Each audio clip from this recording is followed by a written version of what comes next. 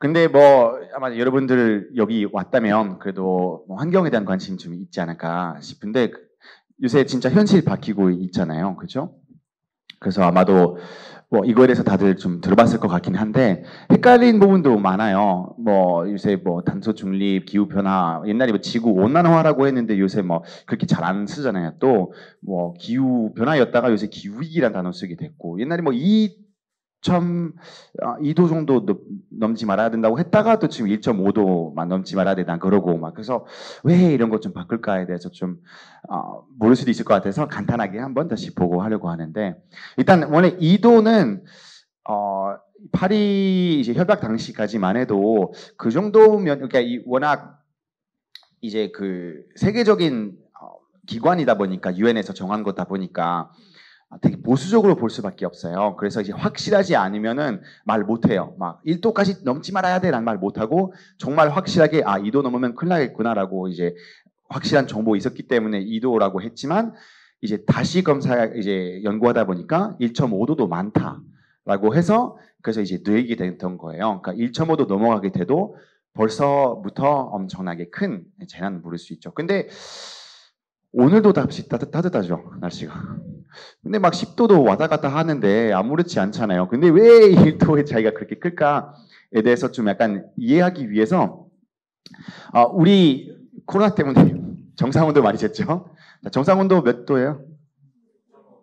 네, 앞에 서 있긴 한데, 예, 감사합니다. 대충 1에서 뭐 7.2도 정도 왔다 갔다 하는데, 이 지구의 기후와 우리 몸하고 똑같은 것 같아요. 그러니까 이게 지구에서도 날씨가 왔다 갔다 할 거 아니에요. 근데 이 전체 지구의 온도가 1도 차이만 나도 엄청 큰 변화가 있는 거예요. 저희 몸 안에서도 38도 되면 어떻게 돼요?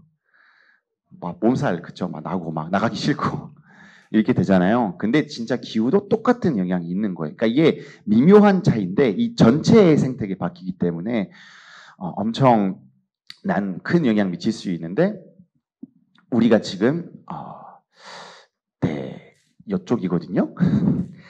그러니까 인류 역사 한 2000년 정도 보면 이게 온도가 웬만하면 그래도 이 어느 정도 정한 범위 안에서 왔다 갔다 했었던 거거든요. 이게 이 온도는 이제 지구 전체 온도로 봤을 때 기후를 봤을 때 대한 이제 온도인데 근데 이 중세 시대 당시에는 굉장히 따뜻했던 시기가 있었어요. 너무 더워가지고 가뭄도 많이 나고 그랬는데 그 당시에는 여기에요. 별 차이 없어 보이죠. 그 여기는 소빙기라고 부르기도 하는 곳인데 보시면 별 차이가 없죠. 그렇죠? 그냥 일정하게 갔다가 살짝 내려갔어요. 근데 지금 우리가 이렇게 가고 있는 거예요. 근데 그때는 소빙기라고 불렀는데 그때는 엄청 유럽에서는 문제 많이 생겼을 때였거든요. 근데 이렇게 작은 차이가 있었는데 지금 우리가 향하고 있는 길이 지금 전혀 새로운 길로 가고 있는 거죠. 온도가 지금 우리 몇 도까지 올라갔냐에 대한 얘기가 좀 왔다 갔다 해요. 아까 말했던 것처럼 이게 그런 공공기관에서는 확실하지 않으면 말하지 않는데 약간 조금 덜 보수적인 학자는 뭐 1.5도 근접하게 왔다. 그리고 이게 웃긴 게 지구 동시에 다 똑같이 올라가는 건 아니에요. 지금 프랑스 같은 경우는 1.7도까지 올라갔다고 하고 막 파다는 더 빨리 올라가고 어떤 데서는 더 천천히 올라가고 그래서 이제 평균으로 보는 게 이제 1.2도, 3도 정도까지 갔다고 해요. 자, 아까 제가 목표라고 뭐라고 말했죠? 다들 네, 마이너스 1.2도, 3도 하면 얼마나 남지 않죠. 네, 근데 우리가 지금 잘하고 있을까에 대해서 한번 이거 진짜 놀라웠던 건데 제가 되게 좋아하는 프랑스 학자가 냈던 자료거든요. 이분이 프랑스에서 거의 요새는 가장 많은 사람들이 이제 듣고 있는 학자인데 에너지 먹방에 대한 내용이에요. 그러니까 우리가 에너지를 한 번도 대체한 적 없어요. 지금 밑에 보시면 이게 나무거든요. 나무 되는 거 한 번도 준 적 없어요. 그 다음에 지금 여기 보시면 이게 석탄이에요.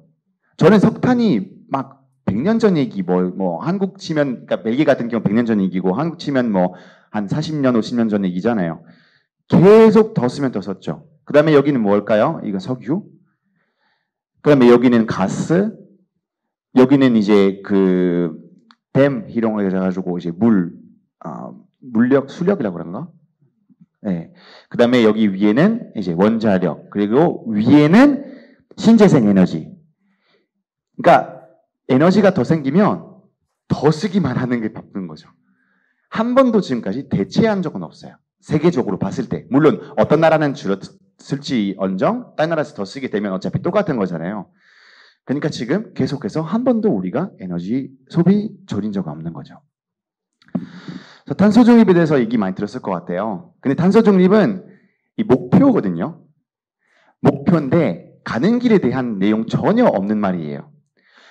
그러니까 말하자면 갑자기 앞에 스톱 신호가 있어요. 그러니까 빨간 불 떴어요. 근데 빨간 불 떴다는 것은 멈춰야 되는 건데 내가 천천히 가는 거랑 빨리 갔다 확 하는 거랑 굉장히 다르잖아요. 그렇죠? 근데 탄소 중립 어차피 우리가 이제 2050 쪽에 이제 탄소 중립 가려고 하는 거지만 여기 지금 노란색처럼 보시면 쭉 지금대로 갔다가 갑자기 마지막에 브레이크 확 밟고 가는 것도 탄소 중립. 그리고 천천히 뭐 그냥 조금씩 줄여가면서 하는 것도 탄소 중립. 그리고 빨리 줄였다가 마지막 줄인 것도 탄소 중립인데 문제는 석유는 안 써야 안 쓸 수가 없어요. 약간 병원 같은 데서 쓰는 이런 뭐 주사기 같은 거는 솔직히 이것도 굉장히 위생적으로 막 새 거 써야 되는 부분이 있잖아요. 근데 그거를 갑자기 대체 어떻게 할 거냐. 이런 건 어려운 부분들이 굉장히 이제 되게 어렵단 말이에요. 근데 최대한 우리 빨리 줄일 수 있는 것들, 없애는 것들은 빨리 해야 남은 어려운 숙제들 위한 시간은 충분히 남을 텐데 그래서 우리가 좀 빨리 시작해야만 그 다음에 이런 어려운 숙제 어떻게 할지에 대해서 고민할 수 있는 시간이 오겠죠. 그래서 사실은 탄소 중립은 이제 지금 가는 형태 보면 조금 노란색 쪽으로 가고 있는 것 같긴 해요. 근데 이게 약간 기후 뭐 우리가 내뱉고 있는 뭐 그런 탄소 배출이라거나 이런 것들 봤을 때 기차와 비슷해요. 약간 기차는 역 도착하기 전에 이게 하면서 이제 천천히 멈추죠. 근데 이게 우리가 오늘 당장 멈춘다 하더라도 계속 온도가 올라갈 거예요. 그러니까 오늘 갑자기 다 우리가 진짜로 막 이산화탄소 배출 하나도 없어, 뭐 메탄가스 하나도 없어 해도 계속 올라가게 돼 있어요. 지금은 어쩔 수는 없어요. 이미 내뱉고 있던 거 너무 많이 내뱉었기 때문에 당장 멈춰도 멈춰지지 않은 거예요. 그래서 빨리 멈춰야만 우리가 역에 설 수 있겠죠. 자, 나라별로 신재생 에너지 비율 한번 봅시다. 스웨덴 잘하고 있습니다. 역시 북유럽. 유럽연합은 대충 한 37% 정도고 벨기에는 그 중에서 하위권 아니지만 중간은 아니긴 해요. 중간쯤에서 밑에 약간. 중국은 전 놀라웠었어요. 뭐 에너지 신재생 에너지 한 26%, 미국은 20%. 한국은 어디 쪽 있을까요? 자, 스웨덴 쪽 가깝다. 손 들으세요. 없네요. 네. 유럽연합하고 가까울 것 같다. 없네요. 네. 중국보단 약간 밑이다. 몇 명이 있어요. 네. 그리고 미국보다 밑이다. 완전 하위권. 대부분. 예. 뭐 6%라고 타이러는 6%라고 저한테 말하긴 했는데 이거는 아까 말했던 것처럼 이제 숫자들을 보면 조금씩 이제 좀 더 보수적인 숫자도 있고 그런 것도 있다 보니까 그런 건데 잘하고 있다는 얘기 좀 볼 수는 없을 것 같아요. 그리고 이제 그 생태계 발자국이라는 게 있어요. 생태계 발자국이 뭐냐면 1인당 소비를 위해 필요한 땅 크기 그리고 그 소비를 인한 쓰레기, 오염 등 없애기 위한 땅 합친 액수 곱하기 인구인데요. 그럼 그렇게 됐을 때는 이제 어떤 나라의 그런 이제 생태계 발자국이라고 말했어요. 사실은 이제 어떤 나라가 뭐 잘하고 있다, 못하고 있다에 대해서 굉장히 다른 이제 수치가 말할 수 있어요. 그래서 어떤 면에서는 어떤 나라 되게 잘하고 있고 반대는 못하고 있다 이럴 수 있거든요. 근데 이 생태계 발자국으로 봤을 때는 한국은 지금 9위에 있어요. 그 독일도 사실 굉장히 만만치는 않아요. 그러니까 독일 잘한다 하지만 생태계 발자국으로 봤을 때, 그러니까 1인당 사용하고 있는 이 지구의 자원으로 봤을 때 굉장히 높은 거죠. 그리고 지금 1인당, 그래서 여기는 이제 이 땅 크기로 봤을 때, 그러니까 모든 인구로 봤을 때 그런 건데 1인당 발자국 전 진짜 놀라웠던 게 룩셈부르크가 2위예요. 그리고 지금 우리가 월드컵 하려고 하는 카타르 1위. 그래서 요새 카타르에 대해서 월드컵 불매 많이 요새 유럽에서 일어나고 있어요. 파리에서도 그런 응원 그 상영장 아예 안 하겠다라고 했고, 런던도 그렇게 선언했고요. 왜냐면 거기는 그 스테디움에서 에어컨 아예 갖다 부어가지고 위에 뚜껑 없어요. 그래서 이런 문제랑 뭐 등등등의 문제 때문에 그런 요새 불매운동 많이 일어나고 있긴 있어요. 저는 축구 별로 관심 없어가지고 그냥 자연스러운 불매운동 하게 될 것 같아요. 네.